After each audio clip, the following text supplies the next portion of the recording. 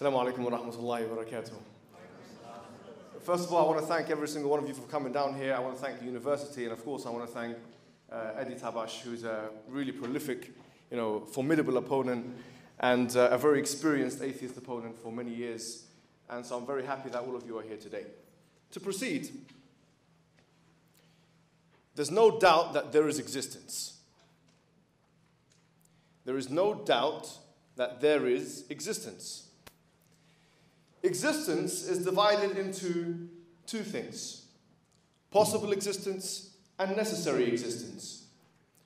Possible existence is existence that otherwise doesn't need to exist. And it's existence that could be arranged in any other way. It's existence which is dependent. For example, I'm wearing a blue blazer. This is a possible existence. It doesn't have to exist. It could be arranged in another way. And it's dependent upon materials that were created, used to create it. Necessary existence, on the other hand, is existence which couldn't be any other way. Existence which could not be any other way is independent, self-sufficient, and could not be out of existence. Now, the main argument today is this: there cannot be a world with only possible existences. That is the main argument. There cannot be a world with only possible existences. Why? Because if there was only possible existences, I'm going to be using the board a little bit. If there's only possible existences, you would have dependent things depending upon other dependent things.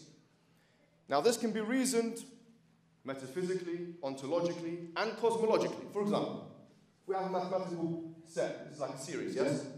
And you have things within that. Dependent 1, dependent 2, dependent 3. If this series existed by itself, it would require something outside of it, an independent thing, in order for that series to exist. Now, what if we say if this is an infinite series? It's not really a good sign, but let's say if it was an infinite series. We'll get to that in what follows. Now, let's use a cosmological example. We have a tree. There's very beautiful trees here, by the way, in California. Like a cherry tree. I saw a cherry tree. Very beautiful. That tree requires the sun to photosynthesize in order to exist. I think it's fair to say if the tree didn't exist, or if the sun didn't exist, the tree would not exist.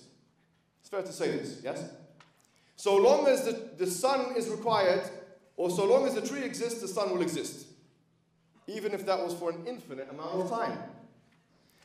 Now, the sun itself is part of its own order. And it's part of its own set. Now, it requires other things in order to exist. At the end of this, what is required, once again, is an independent thing. This independent thing can only be one. Wait a minute. Why is that? Because if there was more than one necessary existence, it wouldn't be a necessary existence, because it could be conceived that it can be arranged in another way. And you can't have two things which are independent, because which one is dependent on which? Therefore, whether you conceptualize this ontologically, cosmologically, on materialism, dualism, idealism, you must conclude that what is required in order for any existence to exist is an independent thing. That is one. That is always in existence. Why? Because if it wasn't in existence, if it could be conceived that this thing is not in existence, it wouldn't be necessary. So it has to be eternal. And it cannot be made up of parts. Why? Because anything which is a compound is generated. Anything that's made up of parts is dependent on those parts. That's point number one. And point number two, if it was a possible existence, if it's made up of parts, you can imagine those parts being arranged in a different way. Therefore, it falls into the category of possible existence. To summarize, you require an independent thing outside of the series of dependent things in order for any existence to exist. This thing must be one. It cannot have parts. It must be immaterial, incorporeal. What else must it be? It must be eternal. Now this is what the Quran says in its basic definition of God. قُلْ هُوَ اللَّهُ أَحَدٌ. Say He is God, one and only. Allahu Samad. The one who's independent, self-sufficient. Everything depends upon Him, and He depends upon nothing. لَمْ يَلِدْ وَلَمْ يُولَدْ. He begets not, nor is He begotten. He is the eternal one, pre-eternal, post-eternal. وَلَمْ يَكُنْ لَهُ كُفُوًا أَحَدٌ. And there is nothing like Him. He's immaterial. He's not composed of parts. He's incorporeal. So you see, this is the argument. If this argument is cracked, I have lost the debate. This is my main argument. Everything goes back to this argument, which goes back to the basic definition of God. What must be presented is a formulation, whether it's a cosmological one or an ontological one, which shows us how it's possible that only possible existences can exist without the independent. If that's done, I'm ready to be an atheist today. Now, the Quran says in chapter 52, verse 35, أَمْ خُلِقُوا مِنْ غَيْرِ شَيْءٍ أَمْ هُمُ الْخَالِقُونَ أَمْ خَلَقُوا السَّمَاوَاتِ وَالْأَرْضِ بَلْ لَا يُوقِنُونَ. Were they created from nothing? Or were they themselves the creators of themselves? Did they create the heavens and the earth? Certainly they have no certainty, saying that the atheistic position is one of mere speculation. You can never achieve certainty with atheism. Why? Because in this logical disjunction you have four options. Either the universe came from nothing, which is impossible, ontologically, mathematically, and cosmologically. It's not possible. No one has argued this really. It's a weak argument. I don't think my interlocutor with his experience will go there. He's very prominent and very experienced. He won't go there. And, or, is it eternal? Can it be eternal? Well, let's say it is. Wait a minute, what did you say? Did you concede to that? Yes, no problem. Even if it was eternal for the sake of argument, is it dependent or independent? You still have the problem here. But my interlocutor is a naturalist, so he believes in the beginning of the universe. So that's not a problem for us. What other option do we have? Is it self-created? Like my friend Hamza Zulsus says, is it possible for something to exist and not exist at the same time? He gives the example of a mother giving birth to herself. Is that possible? No, it's not possible. Come on. It's not possible. So the other thing is, it was put into existence by something which had the ability to do so. Now, the question is, what are the attributes of that thing which had the ability to put the universe into existence? How do we reason this? By inference, we say, well, if it had the ability to put the universe into existence, it must have power, because that is required for that kind of thing. It must have creative capacity. It must have knowledge. It must have knowledge. So you see, we start to have a formulation. A question now we have to ask is, why is the universe one way and not another way? It's conceivable, for example, you see you have celestial spheres in the universe. They're rotating in one direction. We can conceive and imagine of the possibility of all of the celestial spheres in the universe going the other way, for example. We can imagine that. So why is the universe one way rather than another way? I will tell you that the only rational explanation for that is that there is an external particularizer of the universe. Say that one more time.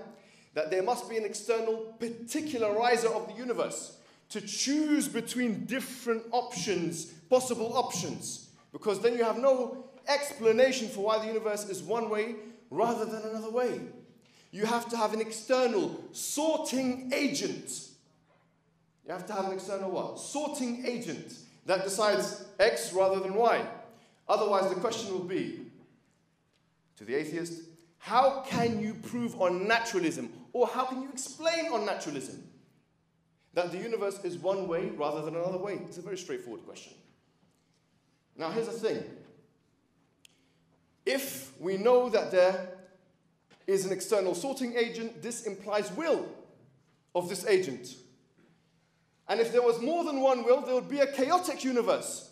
As the Quran says, بعد أعوذ بالله من الشيطان الرجيم لو كان فيهما آلهة إلا الله لفسدتا فسبحان الله رب العرش عما يصفون.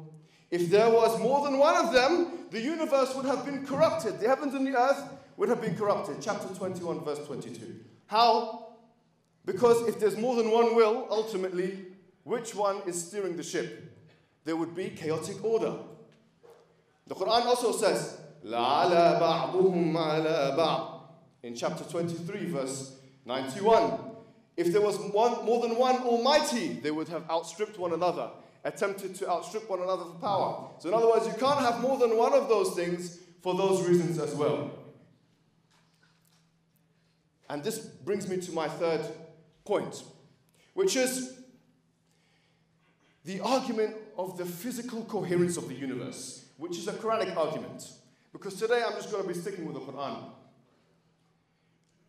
The Quran says, الذي خلق سبع سماوات طباقا ما ترى في خلق الرحمن من تفاوت فرجع البصر هل ترى من فطور ثم رجع البصر كرتين ينقلب إليك البصر خاسئا وهو حسير.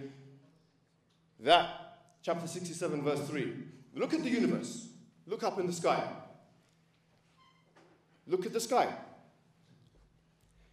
Look at the coherence of the universe. Do you see any inconsistencies? Look again. The Quran says, wait a minute. Look again. Let me look. Let me see.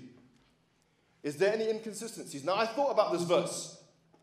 And this verse is telling us that there is a uniformity of nature, a consistency of nature, a coherence of nature.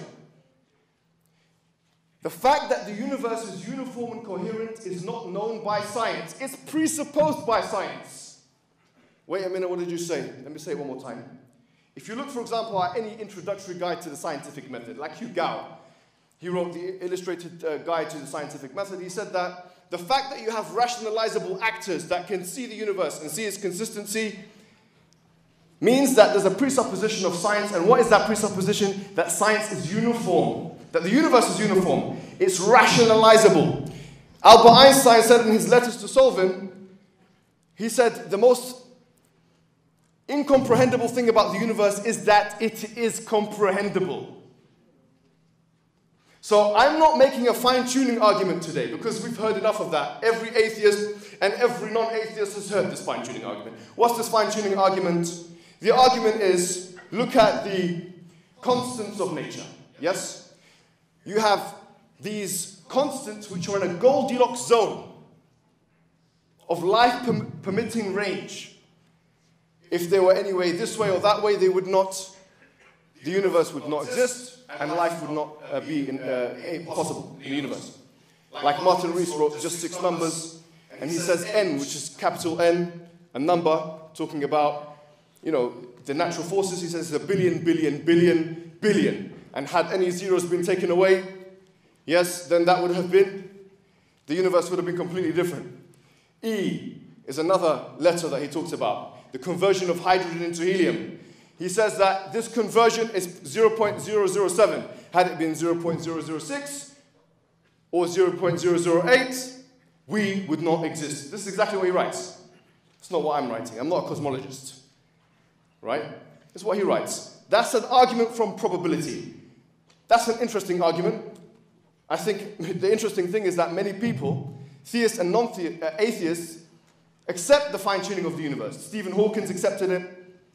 Richard Dawkins accepted it. So it's not really an area of controversy. My argument is about the uniformity of nature, the coherence of nature, which is presupposed by the universe, by the scientific method. The question is, therefore, on naturalism. On naturalism, how can you account for the coherence of the universe? You can't say, well, the universe just is, like Bertrand Russell said, because that is a circular argument, frankly. It's a cop-out. I'm asking for an external explanation. We're rational people. We should be able to explain. If naturalism has the ability to give us these answers, then surely we should be entitled to such answers. Now, I've got 5 minutes left, and I've made my arguments. To reiterate, my main argument today is the argument from contingency. And it's not one that Leibniz formulated. It's a different kind of argument from contingency that many Western people are not familiar with. It's from our tradition. And frankly, the main question is this. The question is, how can you explain a world, either ontologically or cosmologically, naturally, that only has possible existences? That's the question. If you can prove it, you've cracked the argument. Now, I know I've been watching his videos. He's an incredible speaker. And because he's a lawyer, he's got that charisma that when he starts speaking, I might have to run away, actually. Incredible speaker. But I know, I have a feeling of what he's going to talk about, and I think it's going to be the problem of evil. Right? Now, Epicurus, an old Hellenistic philosopher, he had the logical form of the problem of evil. And the logical form went as follows, that if God is omnipotent and all good, then if he's omnipotent, why does he not stop the evil? If he's all good, then how comes evil exists? The answer to that question is as follows. I'm going to give it to you right now. God is not just those two things, he's also all-wise. So, in order for the problem of evil, from an Islamic traditionalist perspective, to be unlocked or to make sense from a logical perspective, you have to show logically, or naturalistically, or cosmologically, or mathematically, or inductively, or abductively, any way possible. How evil, the existence of evil, contradicts the divine wisdom. That's how it goes. We don't believe in a God with 3 attributes, goodness, or 2 attributes and omnipotence only. That's not the God we believe in.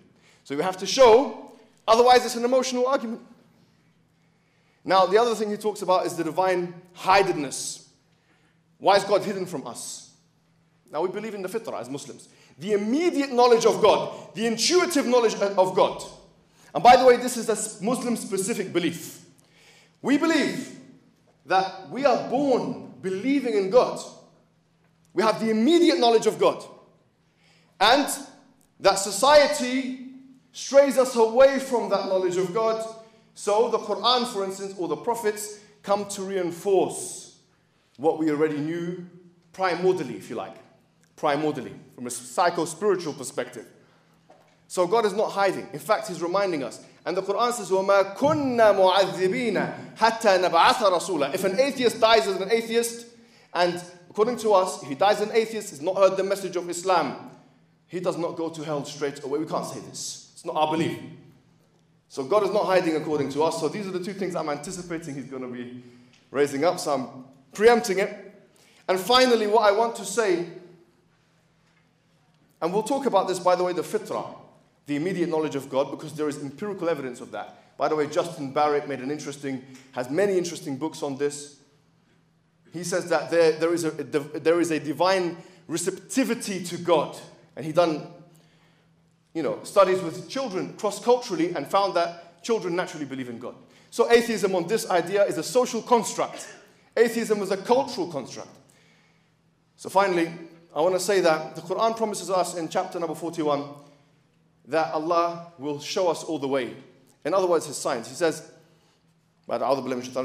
سنريهم آياتنا في الآفاق وفي أنفسهم سنريهم آياتنا في الآفاق وفي أنفسهم حتى يتبين لهم أنه الحق. That we will certainly show them our signs in the horizons and in themselves until it's made patently clear that this is the truth. I hope today we can be as sincere as possible and be open to this. And I hope now that we go back to that question of how there can be only possible existences. I leave it to Edward for the response. Thank you very much.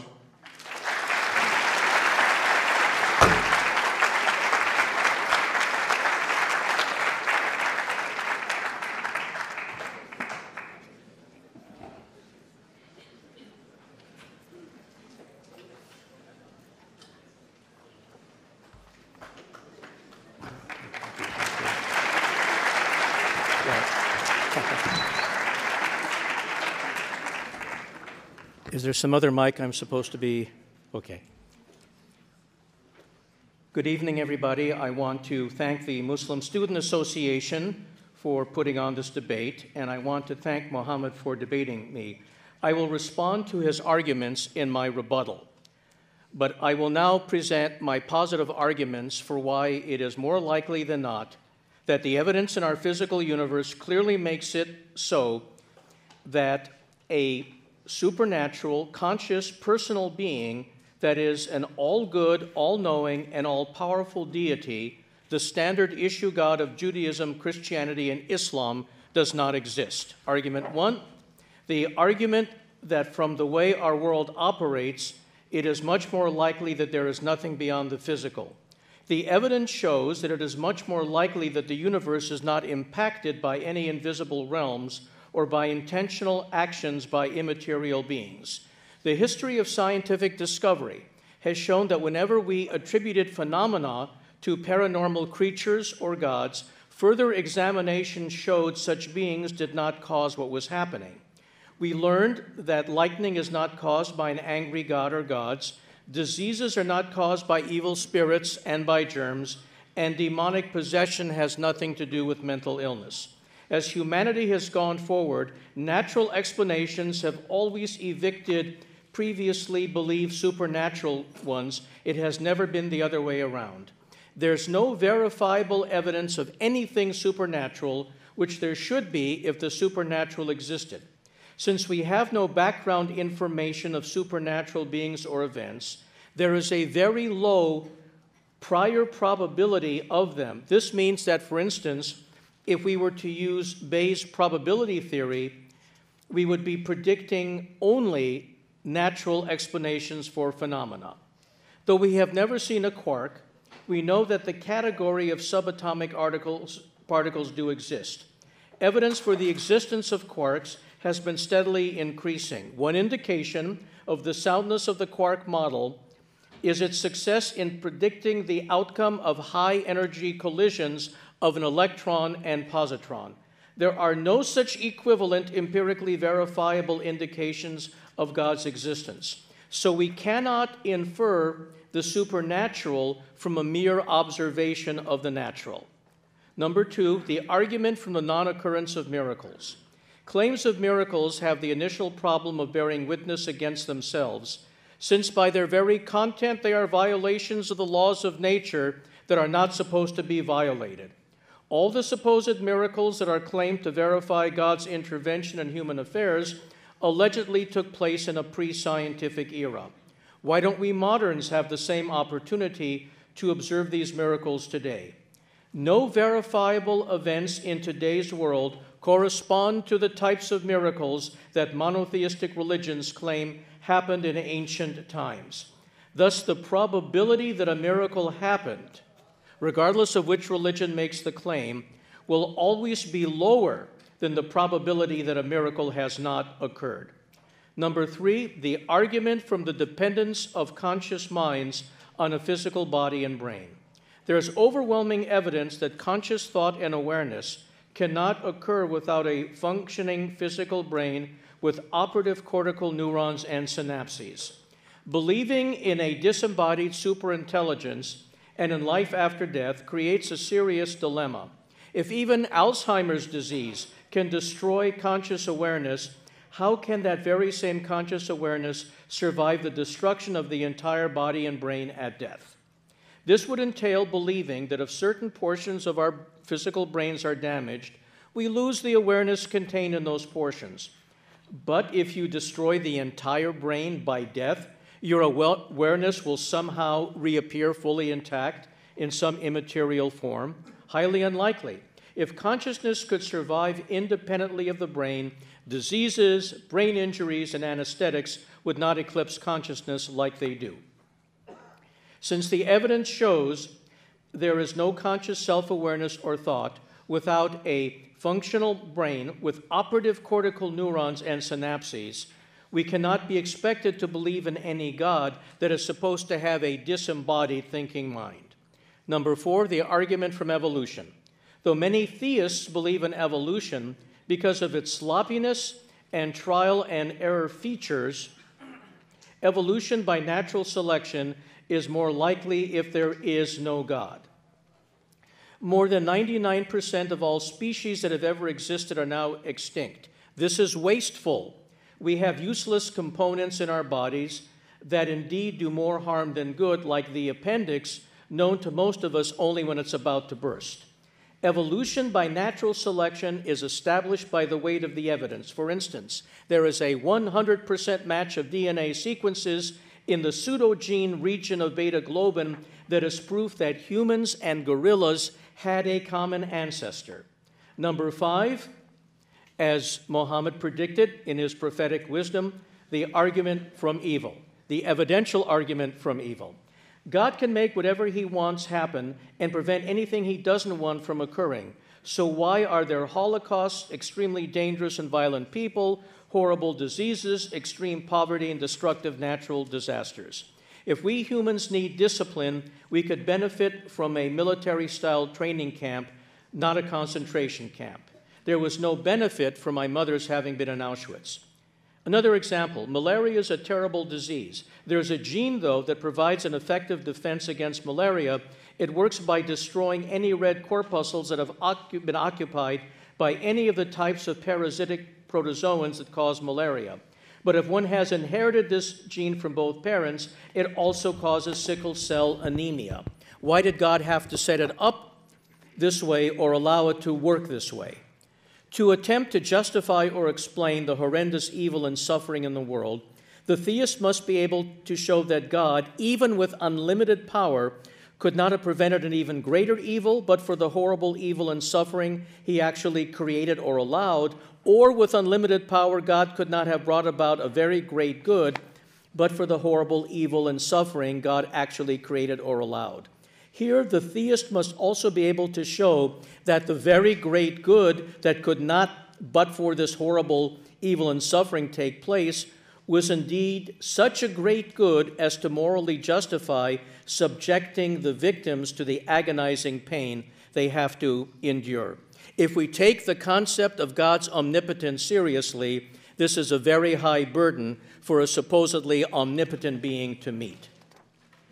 The argument, number 6, from divine hiddenness. A God that wants us to know that this God exists and wants a relationship with us would not withhold evidence of the divine existence and would understand just what evidence many of us would need in order to be able to believe. If God exists and created me, God knows my mind and knows that right now I couldn't believe in God, regardless how much I wanted to, just like I couldn't believe in space alien visitations to Earth because of the absence of any evidence showing these things to be true. God's not being forthcoming with the evidence that would enable me to believe that God exists, while knowing that I can't believe in the absence of such evidence is more consistent with God's non-existence than with the existence of a God that wants me to know him, her, or it. If your mother told you that your father, whom you've never met or spoken to, loves you very much and wants a father-child relationship with you, but just has been too busy to ever come to see you ever since you were born, let's say around your 18th birthday, you would probably conclude that your dad really doesn't want a relationship with you.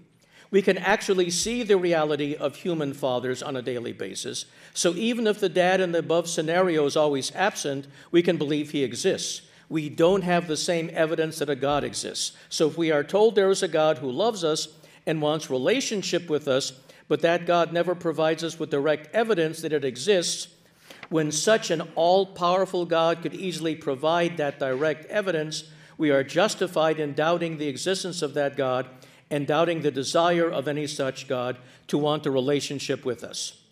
Divine hiddenness also furthers the argument from evil. If God exists, such a being would know that unanswered questions about why there is so much evil and suffering prevent many of us from believing in such a God. We have a right to expect that a perfectly good God would not allow such horrendous evil and suffering without morally sufficient reasons. If we are not told what those morally sufficient reasons are, then it is more probable that a perfectly good God that wants to be believed in and worshiped does not exist. 6.1, the argument from religious confusion, a subset of divine hiddenness. There is so much disagreement over which religion is true, and even over which branch of a given religion is true. If God exists and wants us to know its will and follow divine decrees, we are justified in expecting that this deity would not allow so much confusion over who that God is, what that God wants us to believe in, and what that God wants us to do. The presence of such rampant confusion is more likely if a God that wants us to know its will does not exist. So Catholics believe that when the Pope speaks ex cathedra, he's infallible.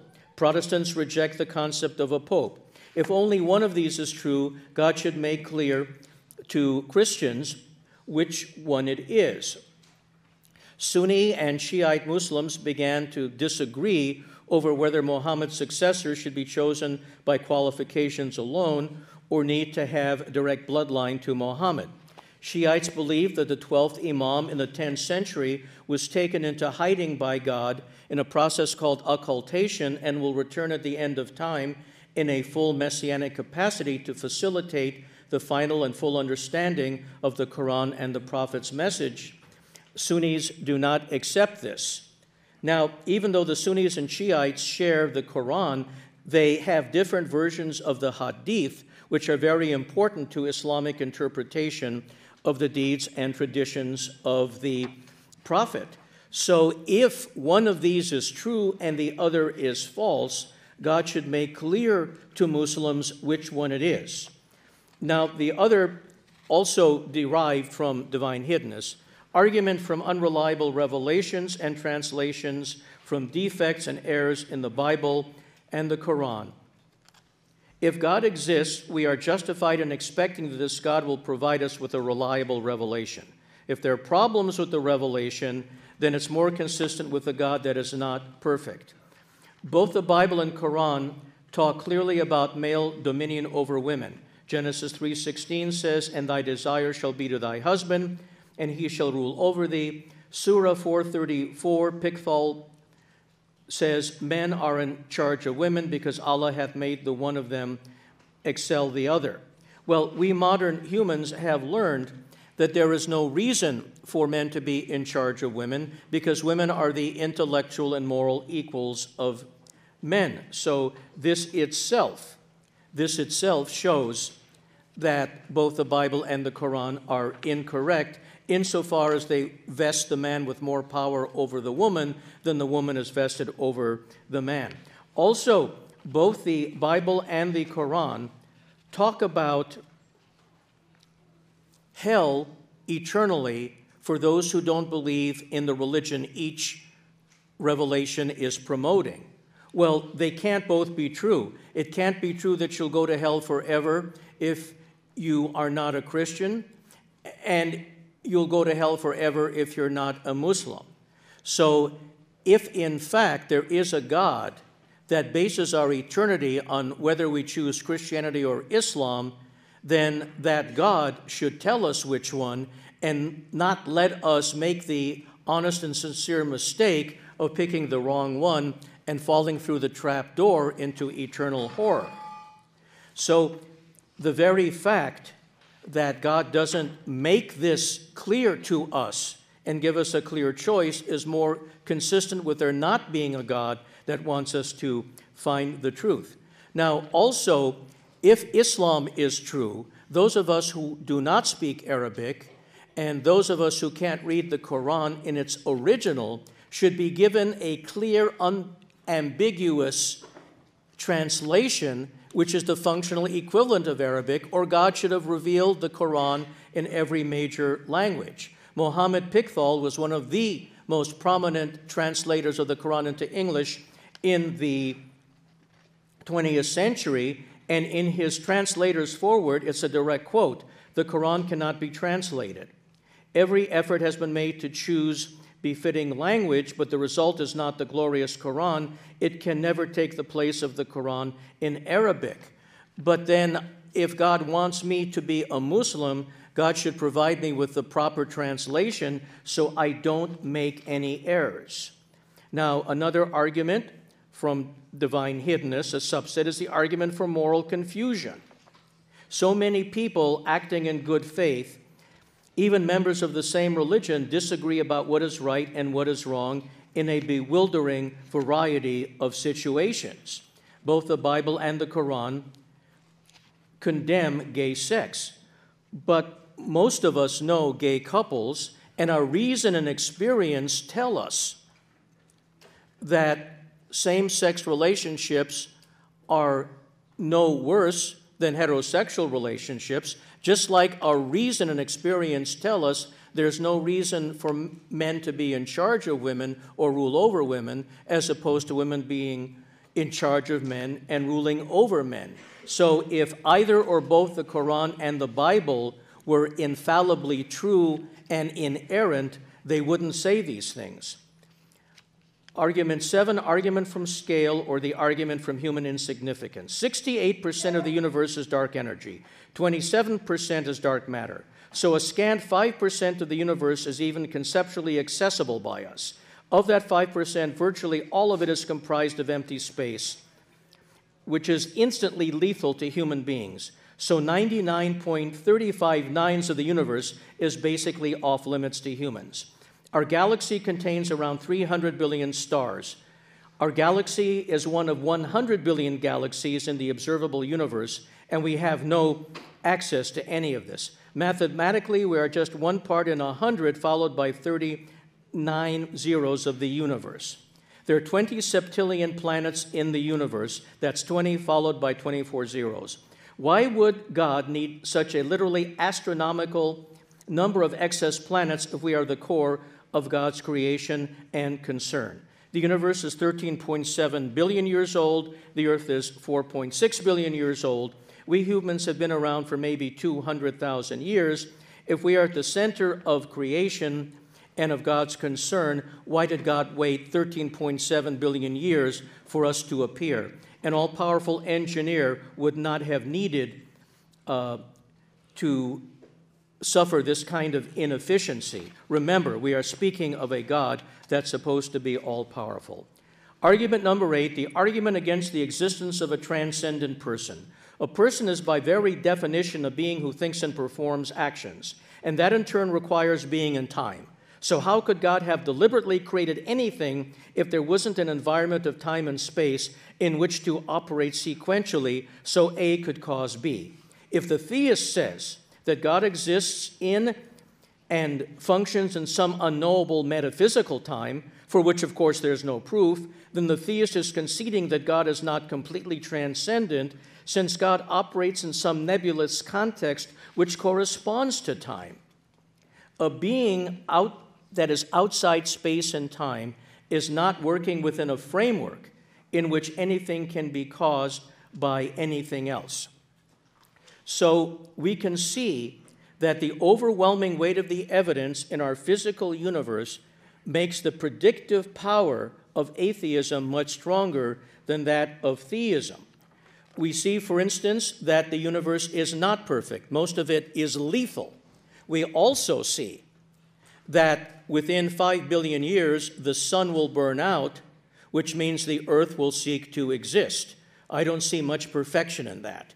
So probabilistically, taking the totality of the evidence, it's far more likely than not that we live in a natural, not a supernatural universe, and that an all-powerful, all-good, all-knowing, self-conscious God does not exist. Thank you.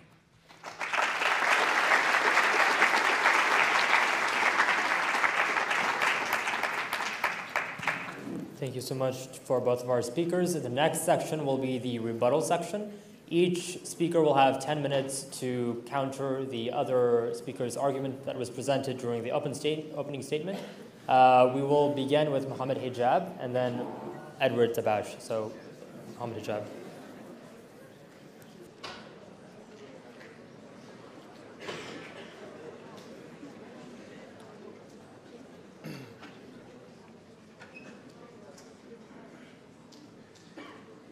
I'll begin when everyone is quiet.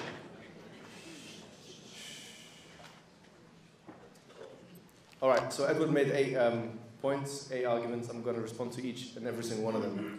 The first one, the verifiable evidence of something which is supernatural, which links to his second point, which is the non-evidence of miracles. I'm going to prove today that Edward believes in miracles. What did you say? Let me say again. Edward believes in miracles. What is a miracle? According to Edward and according to David Hume, it's a violation of the laws of nature. It's a violation of the laws of nature. What is a miracle? Something which goes outside the 5 senses, which can't be really detected by science.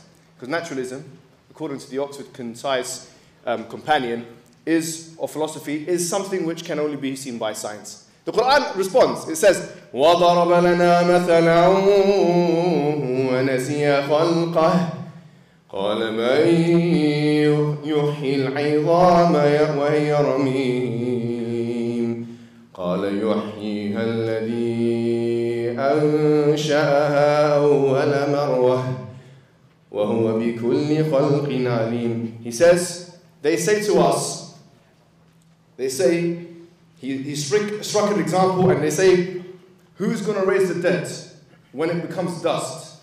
The one who gave it life the first time. Now let's think of this. Have we ever seen the transition from chemistry to biology? No. This is referred to as abiogenesis. Yes? When chemistry becomes biology. Every study of biology presupposes this. Because if there's no such thing as a movement from chemistry to biology, there cannot be biology. Therefore, the dead became the living. Have you seen that? No. Have you sensed that? No. Is it scientific? No. Do you believe in it? Yes. It's a miracle. Just like Jesus raising the dead, it's a miracle. Just like the day of resurrection, it's a miracle. So just as all of those things will happen, the Quran says you can believe in all of that. It's premised on the movement from a non-living chemistry to a biology. You believe in it. We all believe in miracles. If that is how it's defined, and that's how he defined it. Number 3. The dependence of conscious minds on the brain, which is a philosophical discussion, frankly. Raymond Tallis, who wrote a book called Aping Mankind, he's a neuroscientist. He asked the question, if consciousness is in the brain, where is it in the brain? What's the natural explanation for where consciousness is in the brain?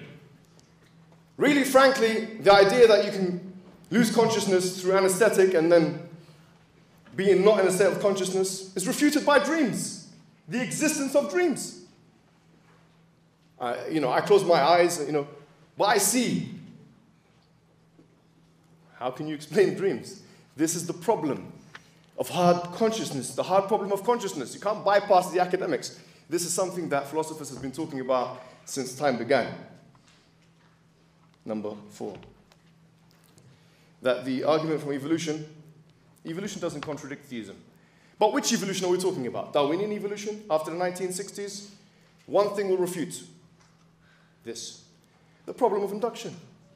Science has the problem of theory-ladenness, of induction, of interpretation, all of these things. You can't say that it's definite, and he didn't say that. He was careful in his wording. He says most likely. But that could be reformulated. If new data is found, it could be reinterpreted. It has been reinterpreted. In fact, there's more likelihood that our evolutionary conceptions will change. So you can't really use this as an argument. The argument from evil. What is evil? Here's the thing, ladies and gentlemen. On naturalism, evil does not exist. It's a cultural construct. It's a social construct. Look at the works of Bertrand Russell, of Nietzsche, postmodernists. Even Richard Dawkins in The Blind Watchmaker, he says there's no such thing as good. There's no such thing as evil. It's all pitiless indifference. That's what he says. Why? Because on naturalism, you cannot put morality under a microscope. There's no way of ascertaining that there is any morals on naturalism. There is no objective morality. What evil are you talking about? But for the sake of argument, let's say, okay, fine, evil exists. But we said it's not incompatible with wisdom of God. The Quran says again, هو الذي خلق الموت والحياة ليبلوكم أيكم أحسن عملا. He's the one who has created life and death to see which one of you is best in deeds. If there was no evil, there would be no test. If there would be no evil, there would be no free will. What's the point of life then? What is the purpose of this? كل نفس ذائقة الموت ونبلوكم بالشر والخير فتنة وإلينا ترجعون. Everyone is going to die. Quran says, wait a minute. Everyone's going to die. I'm going to die. Eddie's going to die. You're going to die. And we will test you with good and evil as a test. And then you'll come back to us. It's a test. Without evil, there is no test. Next, divine hiddenness. We've already covered this. The fitrah. We're all born with the predisposition of God. There is evidence for this. Paul Bloom, Justin Barrett, many people have already said, we have analyzed empirical evidence of children, what is their natural instinct? It's mentioned, Justin Barrett says, they have a natural receptivity.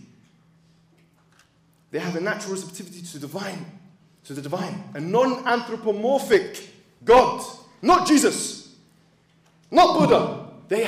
We have natural inclination to God. And then that's reinforced by the prophets. That's the Islamic narrative.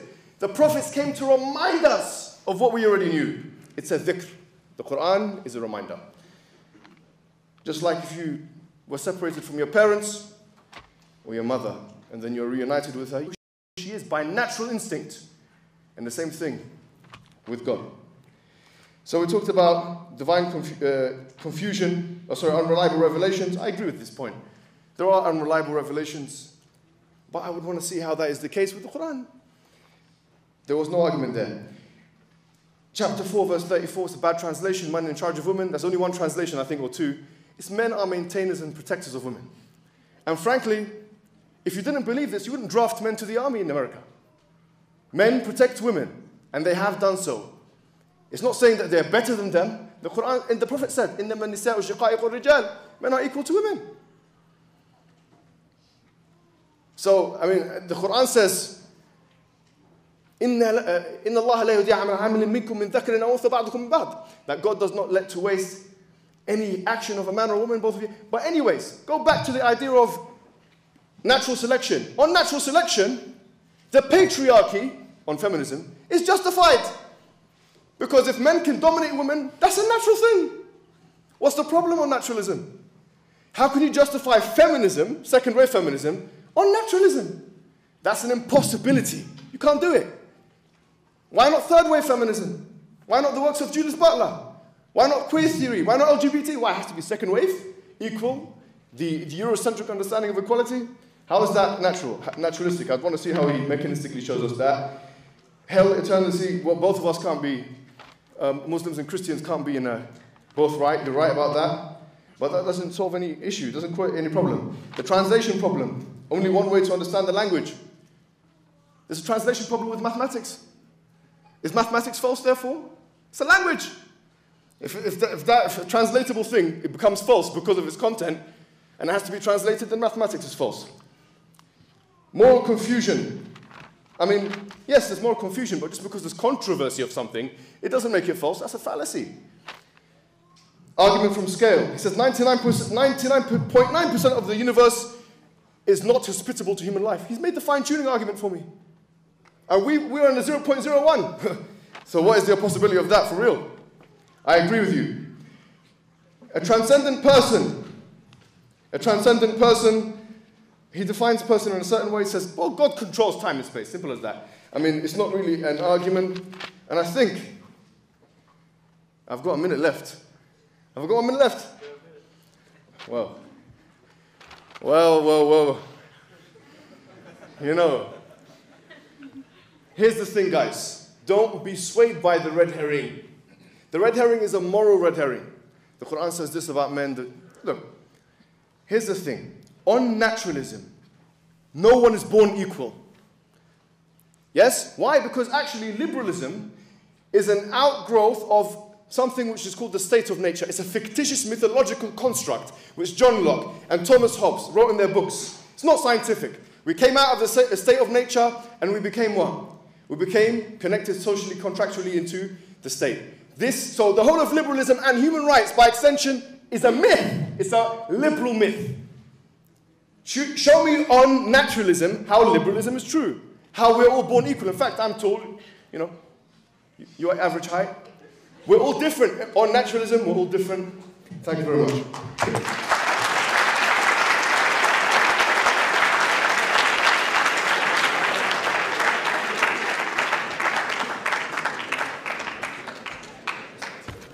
Mohammed initially said that his main point tonight was the argument from contingency.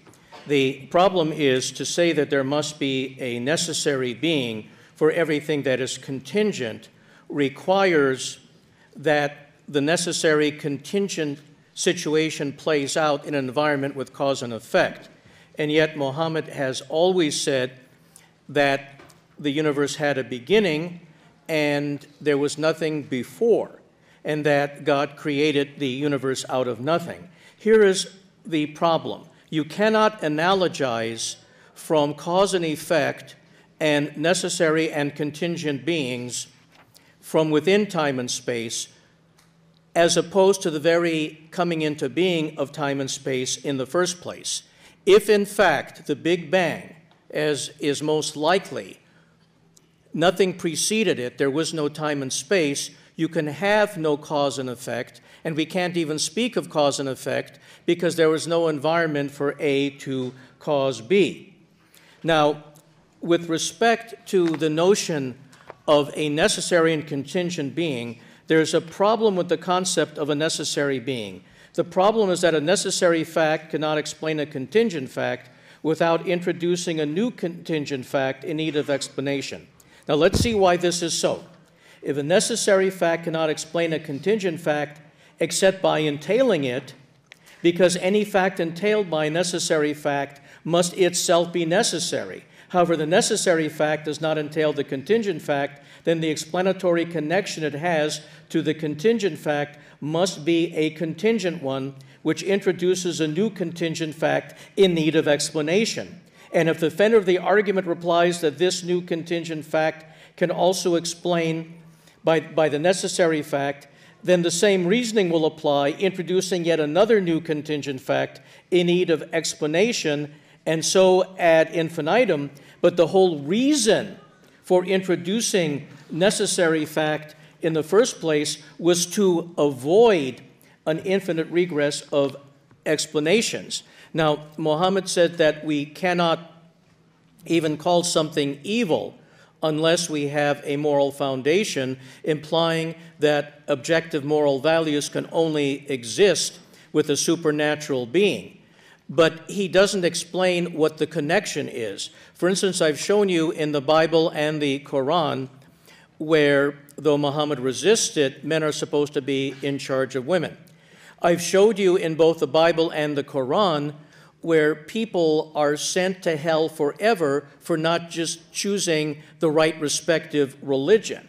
To say that we are in no position to judge whether God's doing that is right or wrong totally eclipses human reason. And there's another problem with that. To say objective moral values depend on God, you have to ask, is something good just because God says it is? Then it's arbitrary, and even sending sincere people to hell forever for not believing in the right religion would be okay just because God said it. Or does God always tell us to do what is good, but the standard of the good is independent of God? Then it means that objective moral values exist without being created by God recognizes them. And you can't get out of it by saying, well, no, the good comes from God's perfect nature, because we don't see that perfect nature.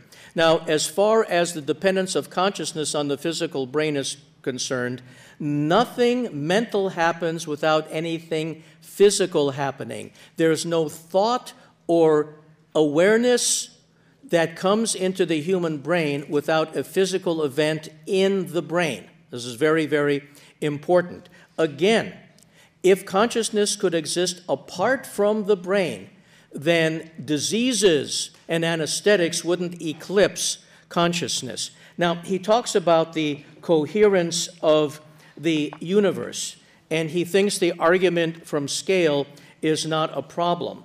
but it certainly is if, as somebody who believes in the Quran, because he quotes the Quran a lot, he believes in a God for whom humans is central in concern, then why all these excess septillions of planets? Also, if in fact the universe is so perfectly put together, why will the star upon which we depend, the sun, burn out in a very short span of time, and then after that we will die because the earth will no longer have the sun, and there can't be life on earth without the sun.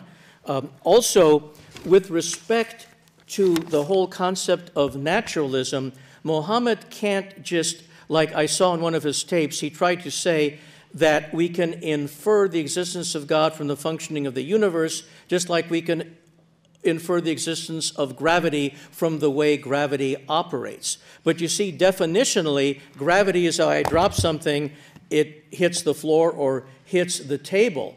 But that doesn't show that there is a supernatural source behind it. In terms of the laws of nature, the constants and the fine-tuning, as far as that's concerned, well, the laws of physics, as they appear, cannot be violated. But if they are, and if you change one constant and the other, studies have shown you can still have life. For instance, there was a study that showed that you can eliminate the weak nuclear force, one of the four forces, and stars could still form. If stars could form and explode, becoming supernova, then planets could still come about.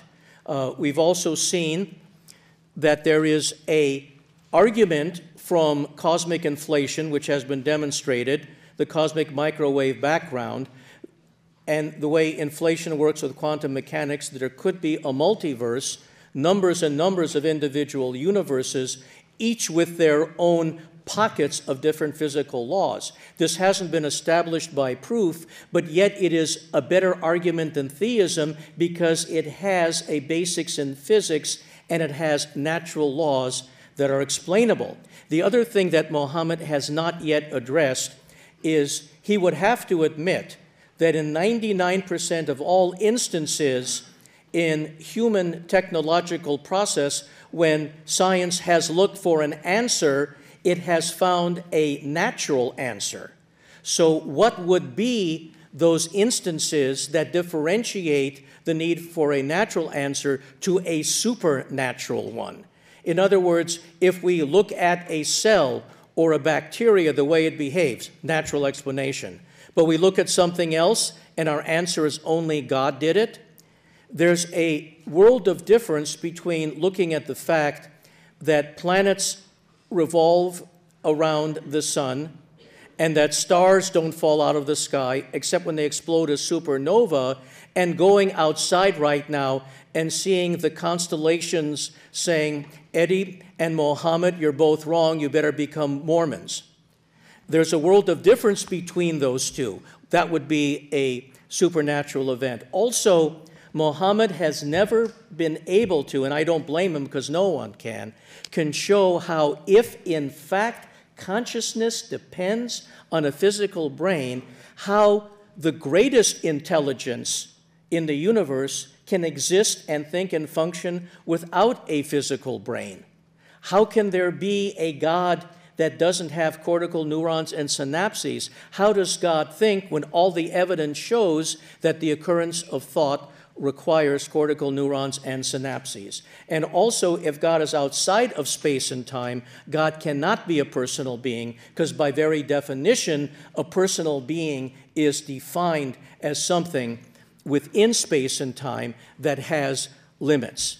So again, naturalism prevails over supernaturalism by the weight of the evidence. And we can see that there has never been any verified supernatural occurrences, and we have seen no evidence of any mental process that can exist in a disembodied state. So the evidence to date makes it more likely than not the universe is natural, not supernatural, and there is no God. Thank you.